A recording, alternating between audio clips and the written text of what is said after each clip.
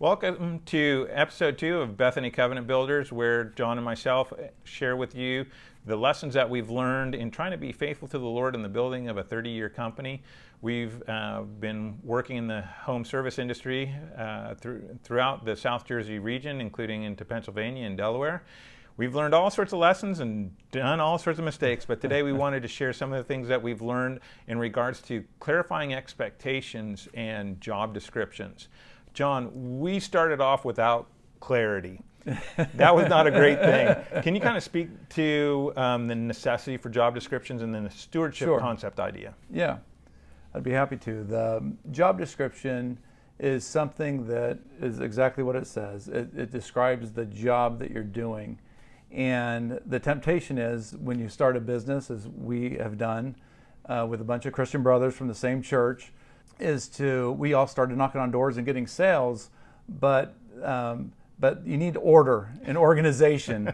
And it's great to get the jobs and whatnot, but pretty soon you need someone to handle the finances, or someone to handle the sales, or someone to handle customer complaints. And when you're young and or early on in a company, there's usually you need someone designated to do certain tasks. And if you don't do it well, you mentioned your family's business that at the restaurant, there were some situations there. That they didn't clarify expectations, did not go well. And that's, I think everybody kind of knows, don't go into business with family. Why is that? It's because there are unsaid things, and that ends up bringing in an undercurrent. So having clarity, having clear expectations up front before you start working, generally speaking, that really helps develop the environment and the ability to develop systems out with everybody on the same page. Yeah. So Stephen Covey has in his book, The 7 Habits of Highly Effective People, it's been around a long time, the idea of a stewardship agreement. So there's really 2 different concepts. There's one, the job description, that's forward-facing, and that's for recruitment. So someone that's possibly looking to work for you understands what the job's about roughly. Then the stewardship agreement goes into a little bit more depth, and that not only allows a person to know what they should be doing, but whoever the manager is, how do I manage to even know whether they're doing a good job in a sense of fairness?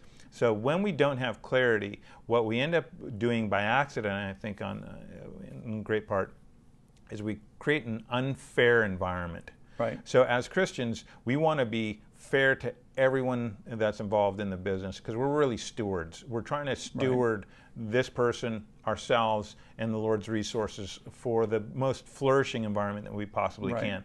So what are some of the categories for stewardship agreements? So some of the components of the stewardship agreement, the overarching thing is desired results. What do you want this person to do, and what's the end goal of this? What this person is going to accomplish? If it's a window cleaner, you want the desired results are going to be to have a clean, spotless window. No water drips on the floor or in the customer's house where they can slip and fall. No equipment left on site. You're going to have these desired results explicitly stated what the end result is going to be. And after that, you're going to have your guidelines. In other words, you want them to clean the windows a certain way. You don't want them to use any old way, like we use applicators and Dawn dish soap and water. We don't want them to use Windex and paper towels. And so they're going to have a specific way of doing the job. So there's going to be some guidelines for them. Also, they're going to have resources to do their job. So not only desired results, not only guidelines, but they're going to have the resources. They get their truck. These are the equipment they're going to use. They have a supervisor they can call if they're running late.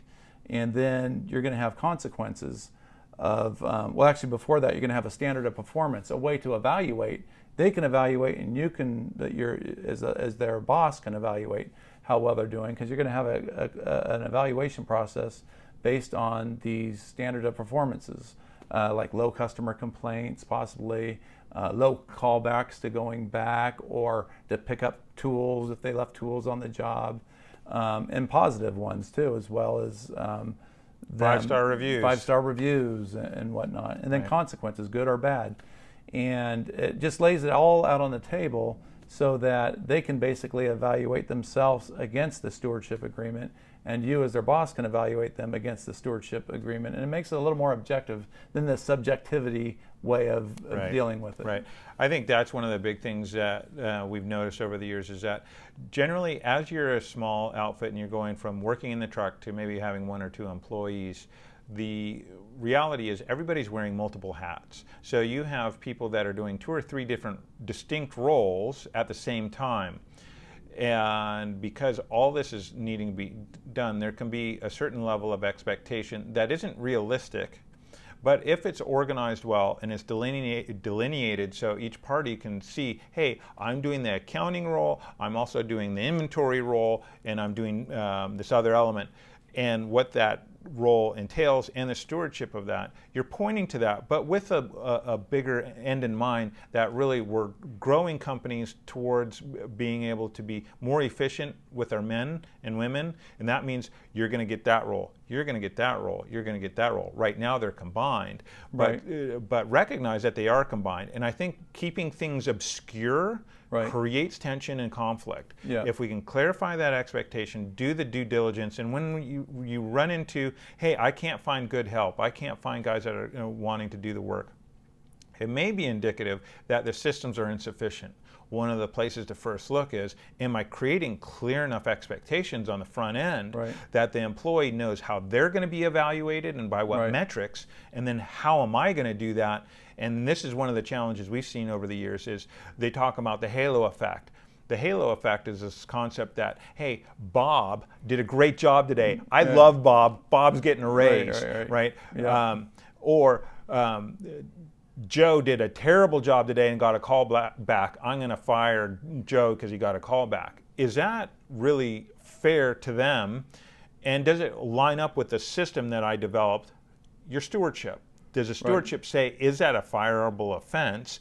Or is there a resource that wasn't in place for Joe to succeed?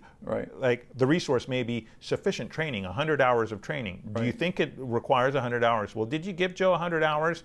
And do you have a remedial process for Joe to be able to fix, to be retrained? That would be on the consequence side. A consequence would be retraining. So having that clarified in each one of the roles, and you get into the accounting side, I think that sets up the framework where business owners can then build out the systems. Because when you talk about systems, I know when we were early on, systems is just this nebulous notion. Where do you start? So I think you start on the bedrock being people. People come first in all things. So if we clarify expectations, we move away from violating. The most important relationship that we have within the business is our coworkers, those that are laboring with us. As far as what you've seen, John, can you share an example of where you think we've done that well and some of the lessons that we've learned in the process, either done well or done poorly?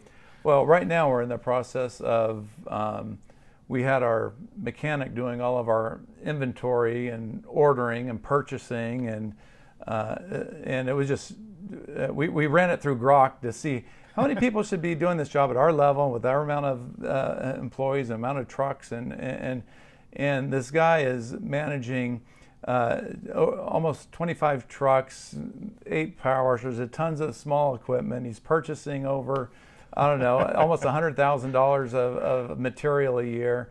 And Grok said, this is like 3 people. We had one person doing this. So he was getting stressed out. And then balls were getting dropped here and there.